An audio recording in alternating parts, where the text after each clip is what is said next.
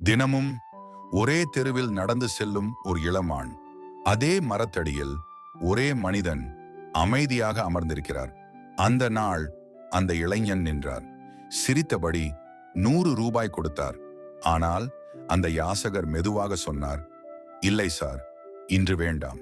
இளைஞன் ஆச்சரியமாக கேட்டார், ஏன், உங்களுக்கு பசிக்கவில்லையா? அந்த வயதானவர் மெதுவாக புன்னகையுடன் பதிலளித்தார், இன்று நான் ஷூ பாலிஷிங் செய்து என் தேவைக்கு தேவையானதை சம்பாதித்து விட்டேன். வேலை இல்லாமல் பணம் வாங்கினால் நான் யார் என்பதை மறந்து விடுவேன். இளைஞன் சும்மா நின்றார். சொல்ல வார்த்தை ஏதுமில்லை. சிலர் எதுவும் இல்லாமல் பெருமையுடன் வாழ்கிறார்கள். இந்த உணர்வு பூர்வமான கதையை பற்றி உங்கள் எண்ணங்கள் என்ன? கீழே கமெண்ட்களில் உங்கள் கருத்துக்களை பகிருங்கள்.